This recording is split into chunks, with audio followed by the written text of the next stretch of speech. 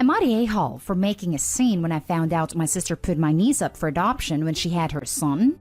My sister had a second child, and we were all thrilled for her. She lives a few states over, and we haven't seen her this last year. She had one child 2 years ago with her boyfriend, and the other one was born last month. Yesterday, we had a family Zoom meeting to see the baby and to say hi to my other nibbling. We get on. Family starts to load in. Everyone is basically there thrilled to see the baby. We get to meet her new baby boy. After a bit, I asked to see my niece as well. My sister got quiet and very quietly said she doesn't have her. My aunt questioned this, and I was also confused. After a few minutes, my sister said that in the beginning of January, she put her daughter up for a closed adoption because she couldn't care for 2 kids. Everyone lost it. The whole Zoom was a mess. We didn't know. We never got to say goodbye. She didn't have to do this because any one of us would have taken my niece. Hell, I could have taken her. I've had multiple miscarriages / fertility issues, and although I am currently pregnant, I am stable, owning a home, and have the resources to have taken a toddler as well as have my baby. Important. My sister has always also said she wanted to be a boy mom. I lost it. I called my sister a narcissistic C-word. I asked her when she'd get bored of the new baby and get rid of that one too. I asked her how the hell she could do this without reaching out to family. I know my sister, and I know deep down she didn't want a daughter. She was depressed when she found out she was having a girl, but thrilled for this entire recent pregnancy. I called her a monster for making children she didn't want to care for, like they were a novelty. I said some other things too. At this point, my grandmother is a complete mess and says her chest hurts, so I stop. My aunt, who is with my grandmother, goes to help her and turns off the camera. My grandmother ended up having a panic attack that they thought was a heart attack at first. I'm so glad she's okay. My sister has since cut off all contact from the entire family. My father is pissed at me for blowing up. I was the only one who did, and says that I pushed her away. He said he could have tried to convince her to reverse it, but my verbal lashing completely ruined any chance of getting my niece back. I don't think he understands what a close adoption means. Also, adoption takes a minute, so for her to have it completed by January makes me feel this process was in place for a minute. I don't think there's any chance of seeing my niece again when the mother and father both signed her to be adopted. He's mad at me because now he lost his granddaughter and is afraid he'll never know his grandson. My dad thinks I'm an A for freaking out and nearly giving my grandmother a heart attack. I'm feeling guilty that my grandmother had such an extreme reaction, but I feel that's more because she lost her great-granddaughter. Now for the top comments. Not the a-hole. For a moment, I misread it and thought she put up the newest baby for adoption, which, if she was worried about being able to support 2 children, I would have understood. Though with her knowing you are interested in adoption, I would have thought she was a little bit of an A. However, after realizing that instead she adopted out her 2-year-old, I'm just utterly sickened and stunned. I have memories from being 2 years old, so this is a child who is aware enough to remember her parents and other family. This is a child who loved them unconditionally, who understood what love is. I'm just so sick at the thought of this. Apologies for jumping on the top comment, and I know this is very dark, but I think Opie needs to contact the police to check that the girl was in fact legally adopted by a family. I have trouble believing a social worker or any legit agency would allow this without question, /therapy, /intervention, or even contacting family. My fear is that the sister did this under the table to people who were not vetted or could be traffickers. Or worse, like Kaylee Anthony was supposedly with a babysitter.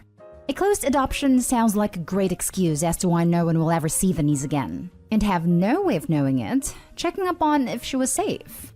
Also, is the boyfriend okay, or is it possible he's mistreating her and pushed her to do this?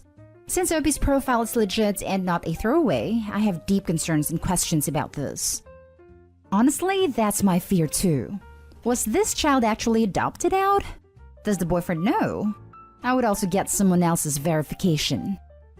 Not a hole. I think this is one of the worst things I've ever seen on Reddit. I just can't get my head around it.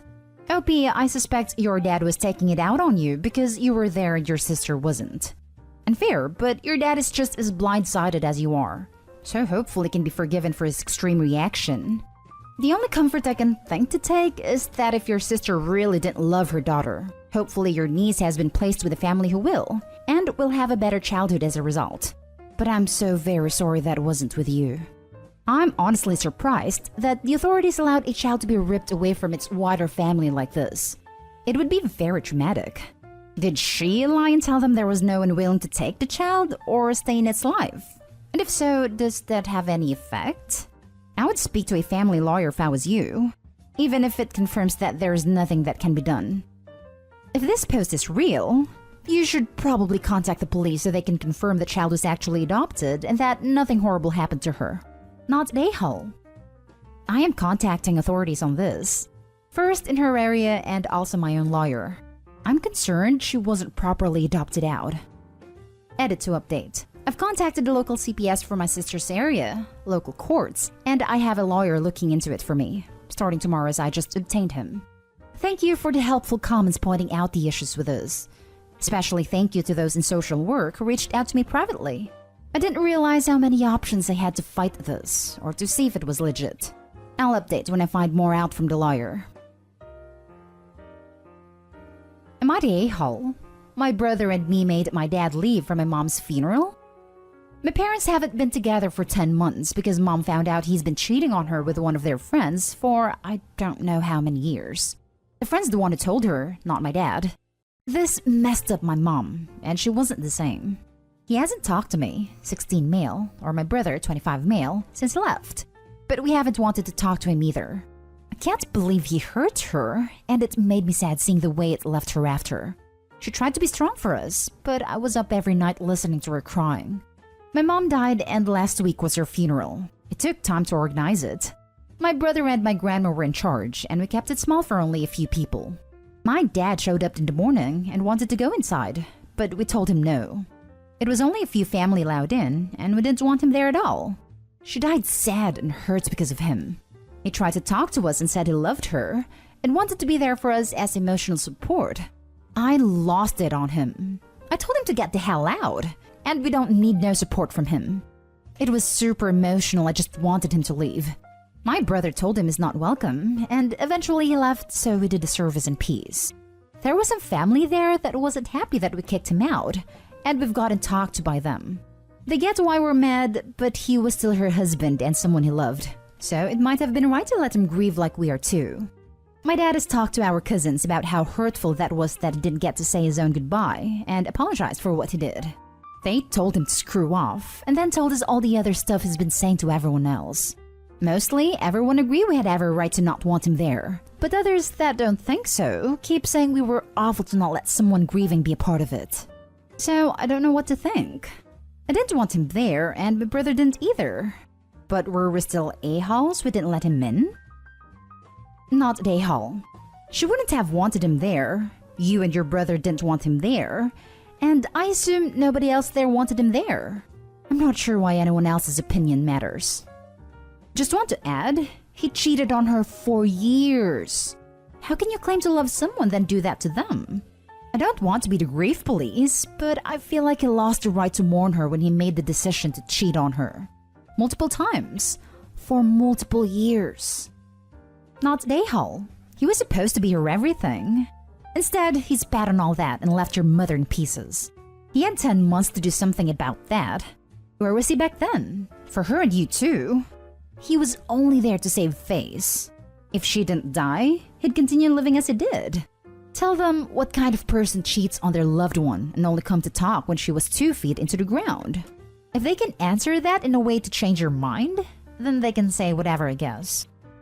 Wasn't around because he was ashamed according to him, and he knew we didn't want to see him. Plus, my mom didn't want to be with him. What a convenient excuse. Of course you two and she wouldn't want to even look at him. So what? If he really gave a damn, he'd try to at least admit that he made a choice. A stupid choice, and he's an idiot.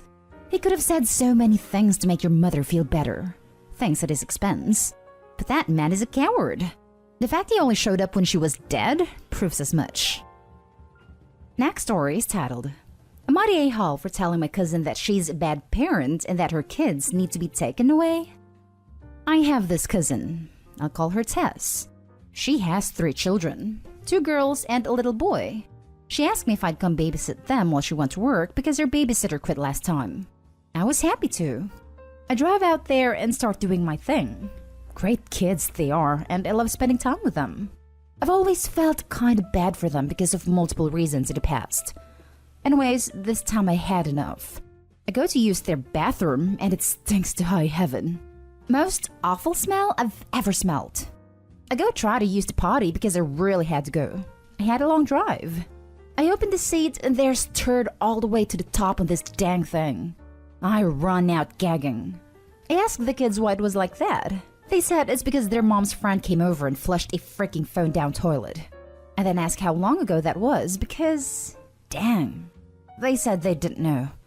I asked if they still use it and they said no, and that they used the bathroom while at school. This is the really nasty part. When they had to go pee while at the house, they would just go in the yard. Which in my opinion is fine if they live in the woods or something. But they live in a trailer park.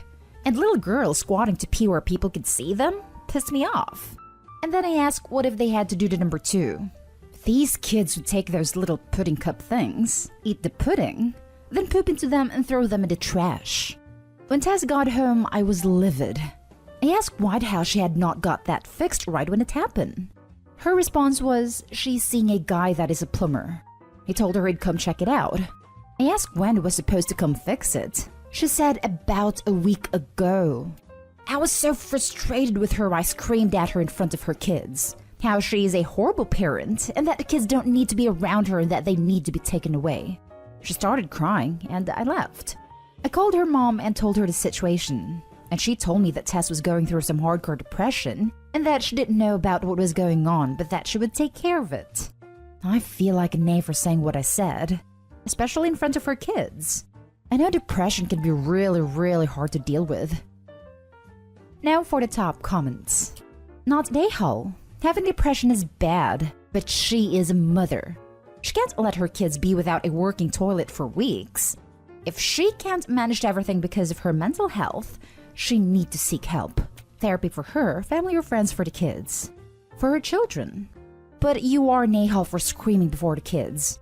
Why find not everyone sex here? I can understand the screaming pretty well, and I would have done so myself. So I think it is a light a-hole move. Why still a-hole even light? The children had hard times with over a week without a toilet. That is just what we and Dopey knows of. And I think you should never scream in front of children if you can avoid it. Yes, I agree. I feel bad for doing it. I should have held my anger and approached the situation in a better way for sure. You shouldn't feel bad for saying it. She is literally neglecting her children. You need to call Child Protective Services. Not Dayhall. That is serious neglect. Probably shouldn't have yelled at her in front of the kids, as they don't need the added stress. But those kids need to be checked on. If her depression is affecting her to the point her children have to defecate in pudding cups, thinking about how hard/messy that would be, there's also probably fecal matter everywhere. She needs help, and I'm thinking a CPS checkup. CPS definitely crossed my mind, but I didn't want to go that far just yet. That's why I called her mama and let her know. She's a wonderful person, and I knew she would do something about it. I'm going to check in all of them and keep in touch with Tessa's mom to be sure. Not Dayhall. Social worker here. Running water, functional toilet, heat, and electricity are absolute essentials. And not only could she lose her kids, she could face fines or jail time/probation for not having a working toilet. She must have this fixed ASAP. Now for the last story. Am I the a-hole for putting my sister in her place when she went after our family? I, 25 female, am the youngest of 4. My older sister is a mom of 5. Her older 2 kids are from her first marriage. When my sister's ex-husband died, 3 years after their divorce, she told us it made her life easier and that it would make it easier for her kids to accept the man she was dating at the time. The kids were 6 and 7. They met her current husband about 9 months after losing their dad. She was thrilled with how things were going, and so she raced down the aisle and then told the kids he needed to adopt them. They said no. They were crying, upset, angry, wanting their dad. Our whole family talked to her about listening to the kids. We said she needed to give them time and space. She didn't listen. told them they didn't know what was best and didn't realize what a good dad her husband would be to them. A decade later, and that has blown up in her face. The kids are constantly fighting, both of them. My nephew told his mom that she was a bad mother to them, and even if she hated their dad, he was still their dad, and they love him regardless of how she feels or felt about him. He also told her all she did was make sure they hate both her and her husband, which is what they call him. My sister then decides our family's the bad guy in all this, and decided to lose her crap with us, saying it was all our fault and that we didn't help her kids. And we obviously put all this in their minds. She even accused us of telling the kids what she said about their dad. But we didn't. We never spoke a bad word about anyone to the kids. And I cut her off once she said we wanted to mess up her life. I told her she messed up, not us. That she selfishly wanted her life to be easier instead of thinking about her kids. And that it was her fault her kids hate her, and she needs to own the choices she made if she's so sure they were the right decision.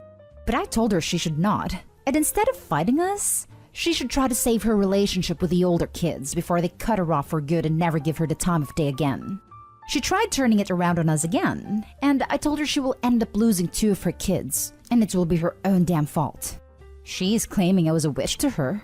My family said they agreed with what I said, but maybe I shouldn't have lost my cool with her. Am I the a-hole? Not the a-hole. You were honest and told her something she needed to hear. Now it's up to her whether she can make any changes that might prevent her children from cutting her out. Not the a-hole. She made sure the kids absolutely felt she picked the new man over them, made them second choice, and now she's wondering why her selfishness is biting her in the butt. Not the a-hole. Sure, he could have been a little more sensitive, but she tried to force her kids to accept a new man in their life a year after the death of their father. If she can't see the issue here, she's definitely the a-hole. Not the a-hole. You shouldn't have lost your cool with her is kind of ridiculous when that was what she was doing. All you did was put her in her place. She is kind of an awful mother. I don't know who would see their children's father's death as a benefit, and then completely disregard their feelings and trying to replace their father not even a year after his death. How could she blame something completely her fault on you guys? I would cut her off completely. Maybe reach out to your nephews to see if they're okay.